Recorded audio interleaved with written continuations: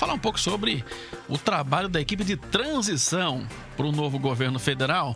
O futuro ministro da Casa Civil e atual ocupante da pasta se encontraram em Brasília para tratar da transição dos governos. Vamos dar uma olhada.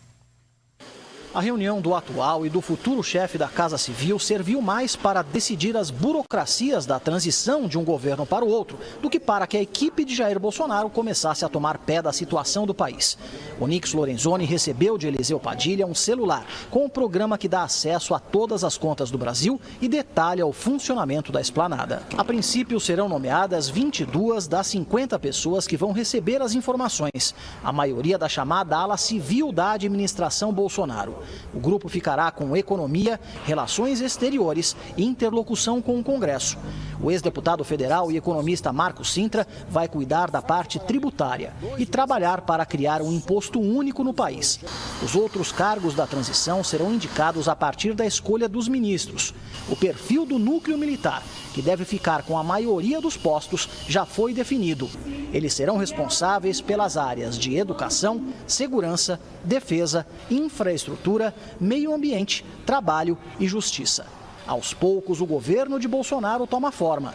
A intenção é reduzir o número de ministérios de 29 para 15. Para isso, o Ministério da Economia vai englobar Fazenda, Planejamento e Indústria e Comércio, o que gerou críticas de empresários.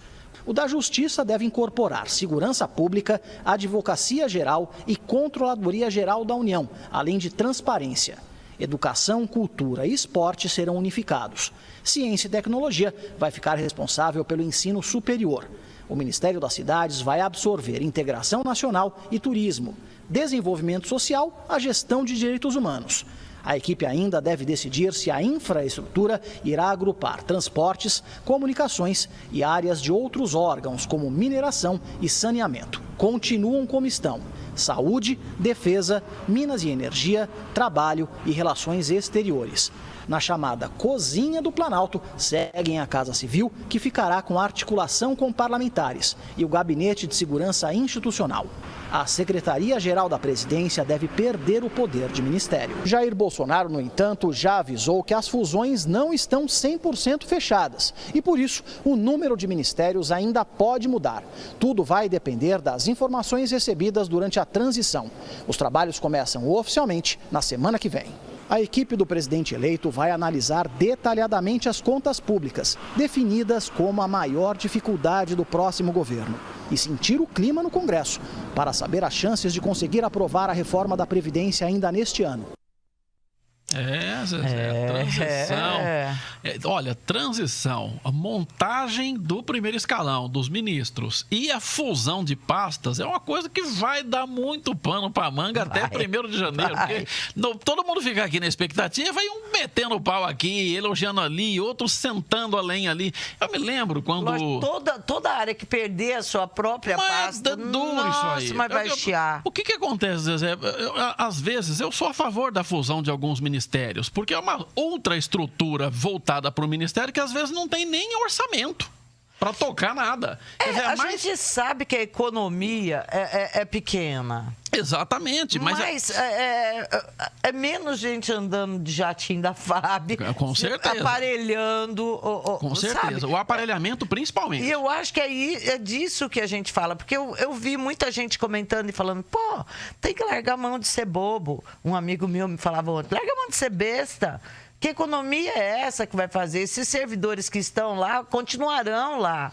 Quer dizer, não tem economia nenhuma do ministro, de um outro ministro. Em parte, o que são acontece? Cargos criados. O que eu coloquei foi, olha, em primeiro lugar, a população tem certeza de que nós chegamos ao recorde de 39 pastas, não temos mais isso hoje, temos 20 e poucas. Mas chegamos a isso para ser um toma lá da cá. E se não fosse uma coisa que político gostasse, que rendesse alguma coisa, político não ia gostar.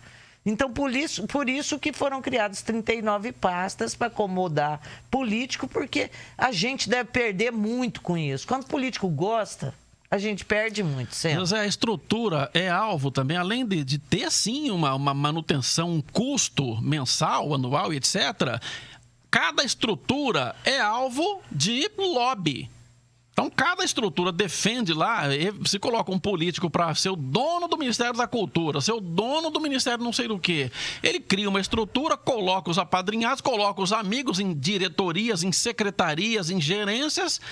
Não precisa nem lembrar aqui da Petrobras, da confusão do rolo que deu. Mas vamos lá, vamos falar de estrutura que pode ser fundida, pode ser eliminada. Vamos falar de ministério. Isso, de ministério. O que acontece? Poxa, se você tem lá, por exemplo, se você funde...